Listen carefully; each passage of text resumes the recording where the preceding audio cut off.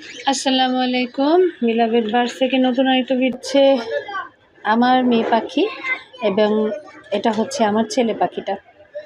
তো এই ক্ষেত্রে দেখা যায় যে আমি এই পাখিটা একদম ছোট বয়সে আমার কাছে এসেছিলো, আর এই মিডিয়াম বয়সে 5-6 মাস বয়সে এসেছিলো, আর এই একদম জাস্ট 1 মাস বয়সে এসেছিলো। এবং আসার 2-3 মাস পরে আমি এর সাথে দিয়েছিলাম, এবং 1 বছরের কাছাকাছি তারা একসাথে ছিল, বাট তারা কিন্তু ডিম পারে নাই। তো জোড়া দিয়ে দিলে যে ডিম পারবে ব্যাপারটা আসলে তা না। জোড়া দেওয়ার পরে অবশ্যই আপনার পাখির সাথে ভাব হইতে হবে। জোড়া ঠিক আছে, হয়তো বা মিটিংও করবে, কিন্তু বয়সটা না হলেও ডিম পারবে না। আবার অনেক সময় ফ্রেন্ডশিপ হয়, ফ্রেন্ডের মতো তারা থাকে, কিন্তু মেটিং তারা করছে না, যার কারণে সেখান থেকে কিন্তু বাচ্চা হয় না। আবার পরিবেশটার জন্য কিন্তু ওরা অনেক সময় জোড়া ঠিক হলেও বাচ্চা হবে না।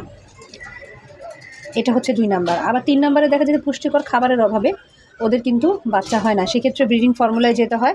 ব্রিডিং ফর্মুলা আমি আমার ভিডিওতে আগেও বলেছি যে ব্রিডিং ফর্মুলার সবচেয়ে ভালো কাজ করে সজিনা পাতা। এটা ফার্স্ট ব্রিডিং ফর্মুলায় কাজ করবে। এছাড়া এগ ফ্রুট তো আছেই, বিভিন্ন ধরনের শাকসবজি আছে, ভালো মানের সিড মিক্স আছে।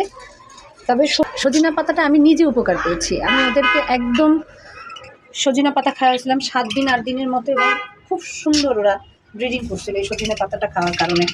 তো আমি নিজে এটার ব্রিডিংয়ের জন্য সবচেয়ে ভালো ফর্মুলা, অবশ্যই এটা খাওয়াবেন। এবং পাখির জোড়া ঠিক থাকলেও অনেক সময় বয়সের কারণে অনেক সময় তারা নিজেরা নেয় না, চয়েস করতে পারে না তাদের পেয়ারকে, তারা এই কারণে তারা ডিম দিবে না বা মিটিং করবে না। এবং ভালো মানের ফুডটা অবশ্যই ইনশিওর করবেন, এবং জায়গাটা যেন ওদের চয়েসেবল হয় সেই জিনিসটা আপনাদের খেয়াল রাখতে হবে। না হলে কিন্তু জোড়া ঠিক হলেও ওরা মিটিং করবে না, ডিম দিবে না।